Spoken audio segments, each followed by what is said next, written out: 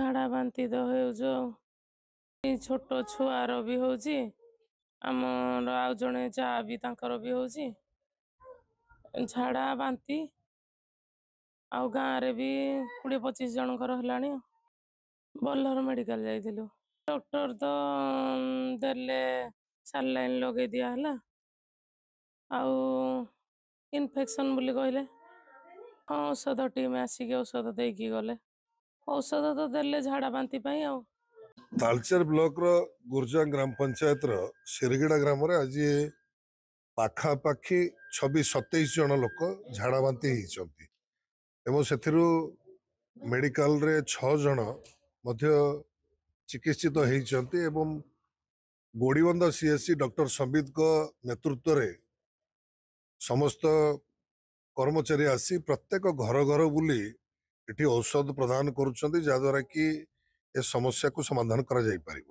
ବଡ଼ କଥା ହେଲା ଏଠି ଯୋଉ ଓଭरहेଡ୍ ଟ୍ୟାଙ୍କ ଅଛି କିମ୍ବା ତାଳଚେର ଅଞ୍ଚଳରେ ଯେତେ ଗୁଡ଼ିଏ ସମ୍ପ ଅଛି କିମ୍ବା ଓଭरहेଡ୍ ଟ୍ୟାଙ୍କ ଅଛି ଆଜି ପର୍ଯ୍ୟନ୍ତ ନିର୍ମାଣ ହେଲା ଦିନଠାରୁ ଆଜି ପର୍ଯ୍ୟନ୍ତ ସଫା ହଉନି।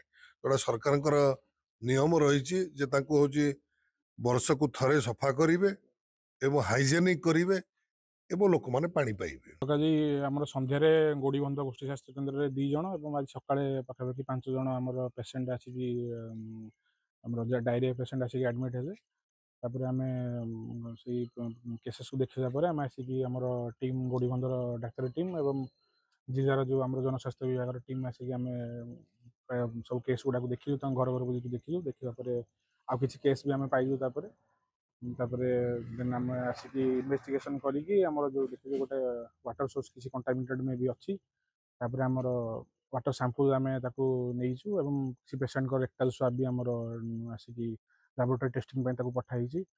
ପାଖାପାଖି ଗାଁର 20-25ଟି ଆମର କୂଅ ଯେଉଁଗୁଡ଼ା ଅଛି ତାକୁ ଆମେ କ୍ଲୋରିନେଟେଡ୍ କରିଛୁ ଏବଂ 4ଟା ଟିମ୍ ଆମର ଡାକ୍ତରୀ ଟିମ୍ ଡିଭାଇଡ୍ ହେଇକି ଆମର ଗାଁର ପୁରା ପପୁଲେସନକୁ ଆମେ ଫାଷ୍ଟ ଡୋଜ୍ ଯେଉଁଟା ଆମର କଣ୍ଟାକ୍ଟ ଡୋଜ୍ ସେଇଟା ଆମେ ବର୍ତ୍ତମାନ ଦେଇ ସାରିଲୁଣି। ପରିସ୍ଥିତି ଏବେ ନିୟନ୍ତ୍ରଣାଧୀନ ଅଛି। पवित्र सरस्वती पूजा उपलक्षे बयनिका आनी 10+20% सरकारी रिहाती 31 जनवरी पर्यंत।